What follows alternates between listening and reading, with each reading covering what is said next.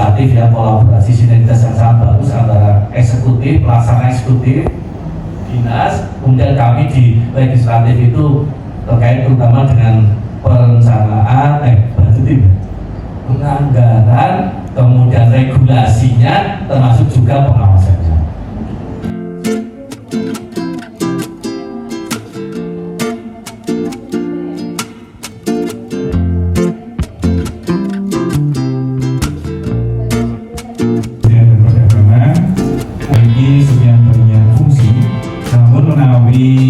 Kami ringkas mengatakan kira-kira ada 3. Yang pertama adalah melaksanakan pembinaan kepada pelaku usaha sektor perindustrian, kemudian melaksanakan pembinaan kepada pelaku usaha sektor perdagangan, dan satu lagi adalah menyelenggarakan perlindungan konsumen.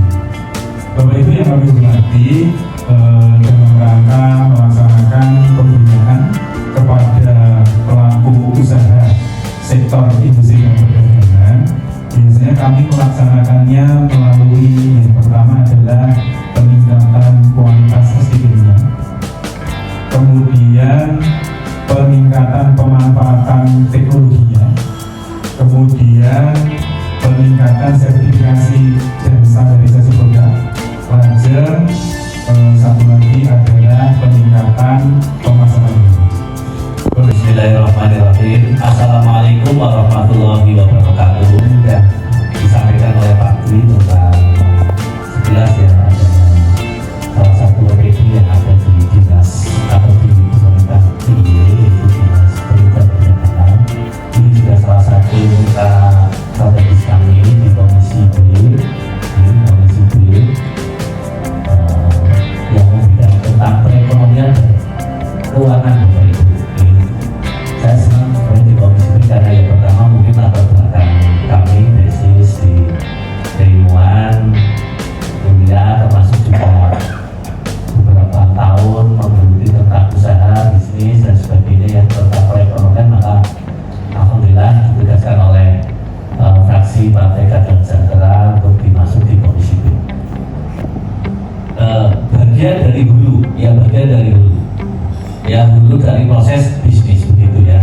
Nah, tadi juga diterangkan tentang industri perdagangan, di situ ada hulu dan hilir ini. Untuk bapak sekalian, kita open mind hari ini, apa yang bisa kita manfaatkan nanti ke depannya begitu ya. Artinya begini, ini kan sebenarnya tidak main-main begitu ya. Main-main meskipun di tengah keterbatasan kita hari ini, Bapak Ibu kita tahu semua. Tadi ngobrol Bu Desi itu katanya malah lebih ketidakpastian dari COVID ya, lebih hari ini gitu ya. Atasipun bahkan kita ketahui dalam beberapa hari ini, baik kondisi dalam negeri bahkan diperparah lah ya. Memang hari ini kondisi global geopolitik yang luar biasa bagi para pengusaha itu ya. Ketika hari ini orang sedang diam itu, bahkan negatif itu, maka kita jadi orang positif gitu. Atasipun juga ini dengan yakinnya. Ketika orang lain sedang bergerak dari negatif ke nol, kita berpositif terus. Karena nggak mungkin orang itu kan bersatu dalam pikiran atau mindsetnya itu antara negatif dan positif satu nggak bisa. Gak bisa Bapak Ibu. Waduh, ini kalau zamannya orang bergerak lah itu mesti negatif ya. Negatif kan? Itu nggak mungkin akan semangat kalau ada pikiran begitu. Ya, karena dalam ekonomi itu sebenarnya ada namanya zero sum game, zero sum game. Saya pegang itu sejak COVID itu ada ilmu itu zero sum game tahun 2019. 2020 soal COVID itu karena zero sum game begini, zero nol sum itu ya jumlah gitu ya, game itu ya game gitu ya. Atasipun bapak sekalian, dalam kondisi apapun itu nol, nggak mungkin positif semua atau negatif semua, terutama nggak mungkin negatif semua.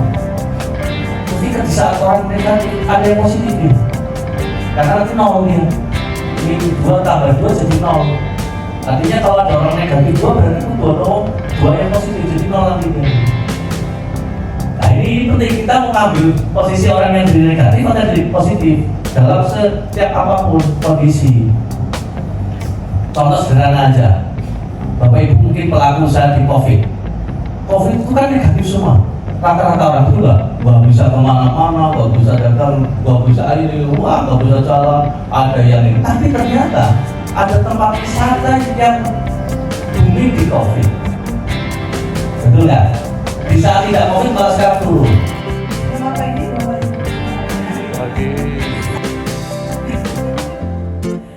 Siapa yang pagi ini tadi bangun tidur langsung buka HP,